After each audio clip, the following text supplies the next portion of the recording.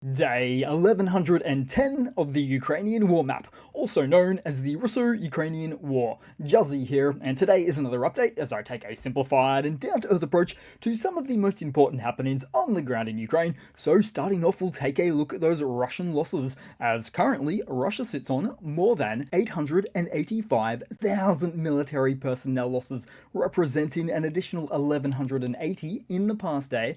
Then as for hardware, 6 tanks, 14 APVs, 58 artillery, and 2 air defense systems, one of which was the destruction of a Russian Tor air defense missile system. The cost of such equipment is about $25 million.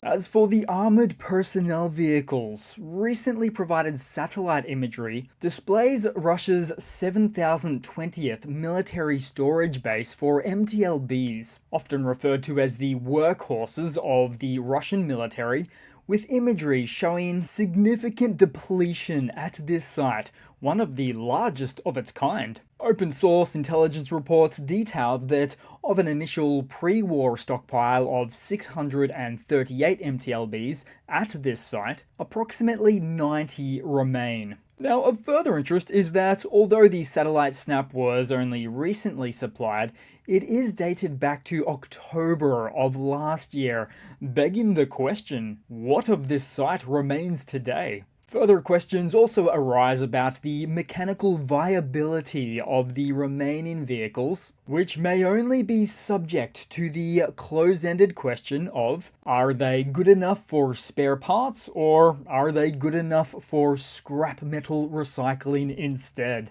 But the real kicker out of all of this is the location, because this site isn't anywhere near Russia's western regions facing Europe, but instead is situated all the way over in Vladivostok, suggesting that Russia has resorted to pulling strategic military reserves from their far eastern borders, not ideal given the increased military posturing of neighboring China, who, about 6 months ago, added a small amount of Russian land to their own official maps. Not far from Vladivostok, in fact. So we see concerning events like these playing out right now at a time when Russia is effectively demilitarizing themselves of their old Soviet stockpiles, with these huge drawdowns seen and lacking the industrial capacity to produce new armored vehicles, as we almost always only see refurbs coming from Soviet stocks, and at a replacement rate nowhere near equal to what they're losing on the field.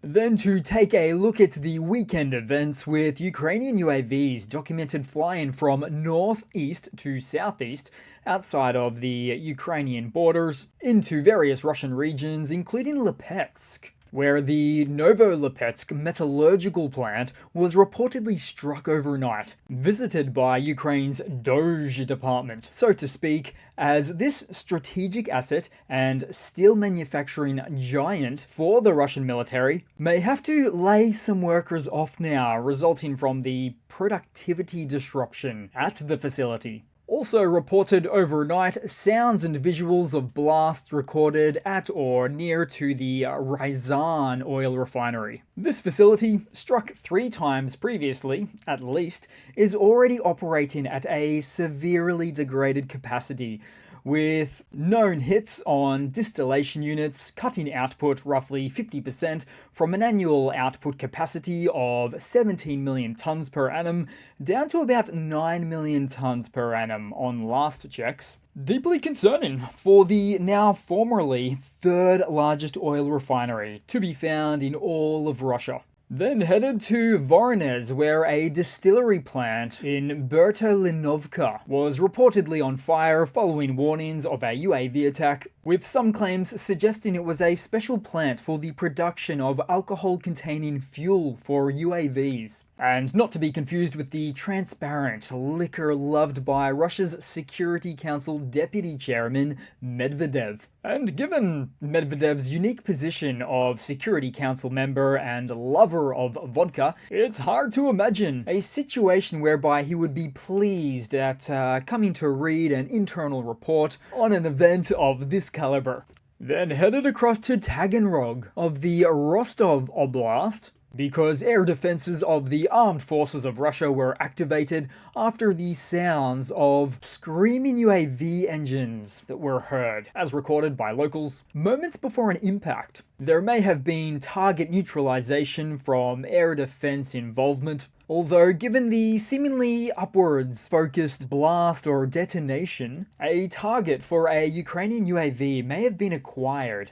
Of note, military sites including a Russian airbase are known targets at this location. Then headed across to Chechnya, home of TikTok army leader Kadyrov, where authorities of this semi-autonomous Russian republic have, in a significant move, blocked the Telegram messaging app. This decision, reported by state media outlet TASS, reflects growing security concerns in the region. However, this event did not happen in isolation, as neighboring and also semi-autonomous Dagestan also made the move to block the same secure messaging app. Interesting, given that it's an app that's rampantly used by both local military units. So these events are unusual and cause for speculation, with an enforcement of the Telegram block that may have come directly from the top at the Kremlin level, as these two southern neighbors have been at each other's throats in recent times, trading childish threats one after the other, including a small series of acute or localized military spats. Essentially, the oligarchies in each region have been vying for full control or ownership of state company assets, having no interest in sharing with one another. How unfortunately very Russian. Then headed across the map and still inside of Russia, headed to the Kursk front, where the Russian forces have continued intensifying offensive operations against AFU positions. Oh, and speaking of Deputy Chair Medvedev from a moment ago, he has most recently stated that US weapons supplies to Ukraine will most likely resume, but that Russia's main task now is to, quote, inflict maximum damage on the ground during this limited window. It's a sobering assessment from an otherwise unsober Medvedev, and a fairly straightforward and obvious assessment. And looking closer at this map, Ukrainian Kursk positions most recently taken a loss on the northeast and northwest. No real changes of note in the precarious looking south. Now, Ukraine's forces are reportedly considering a withdrawal from Kursk, with 10,000 of their troops at risk of encirclement after Russian forces disrupted lower supply lines, although there are mixed reports with other ends of the information space suggesting that, as of now, there is no direct threat of encirclement for this front, even though it has reached an unpleasant degree of uncertainty or unpredictability. But then, as for some of the biggest news found here, and in a bizarre turn of events, around 100 Russian elite forces attempted to perform covert operations near Sudzha using the Brotherhood gas pipeline as their sneaky passage. The plan? To surprise Ukrainian troops by emerging from the pipeline right at the front lines. But this ill-fated mission quickly turned into disaster as the Russians crawled through the pipeline, said to be about 56 inches wide, where they encountered serious issues, poor ventilation and toxic air from the pipeline's previous use, making the journey treacherous. Ukrainian forces caught wind of the operation thanks to some not-so-bright Russian chatter, failing to adhere to the ever-present military demands of sturdy OPSEC, where instead they decided to have a bit of a chat on social media about the operation. Now, Ukraine was already performing monitoring of the pipeline, with this fusion of information ultimately leading to Russian forces blocked at the escape route with precision strikes, including a relentless barrage of artillery, drones, and cluster munitions raining down on the would-be infiltrators. Reports suggest that around 80% of this elite group amounted to becoming neutralized. And of this event, we also saw Russia's army reaching some really ridiculous levels of predictability in propaganda as they like they always do, prematurely touted the operation as a legendary success on Telegram, even going as far as to say that the city of Suja was captured. But the reality of the situation could not be more opposite, as this will instead go down in history as a monumental failure of planning and operational security. After the event, Russian army-adjacent telegrammer Romanov took to social media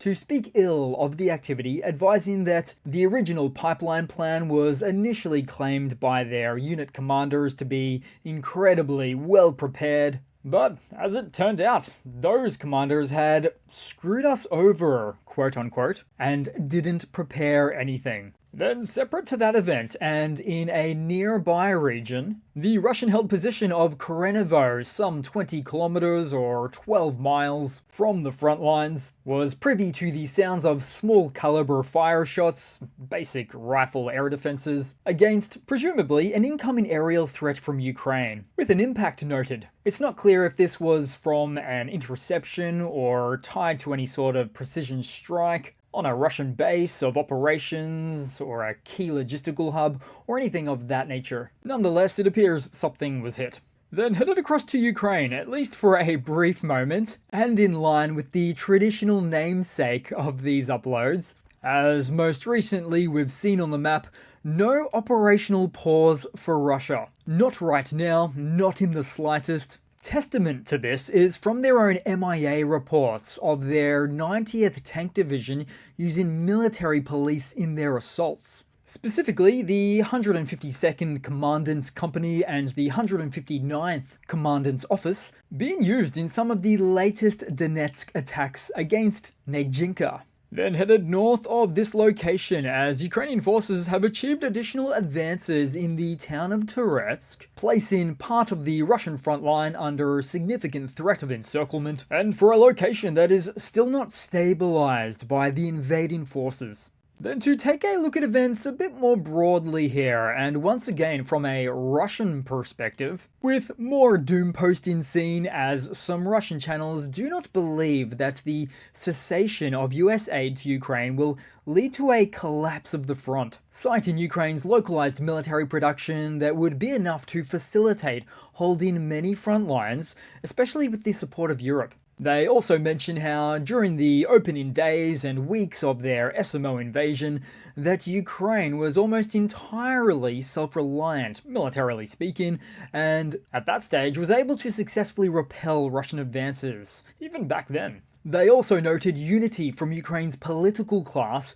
with an expectation that there won't be any political fractures within Ukraine that would otherwise work to Russia's advantage. And how right that would appear, as leaders of Ukraine's two largest opposition parties, former President Petro Poroshenko and former Prime Minister Yulia Tymoshenko, confirm that their teams have spoken with US officials about the country's political situation and that both leaders strongly reject holding any unconstitutional elections while the country is at war, arguing it would be unfair and unsafe for voters and soldiers on the front lines. And it's the very same opposition leaders that continue to vote in favour of a 90-day martial law extension time after time, and sensibly so, right in the middle of an invasion. Then headed across to some news. So France is stepping in to provide Ukraine with satellite and other intelligence products after losing access to intel sharing.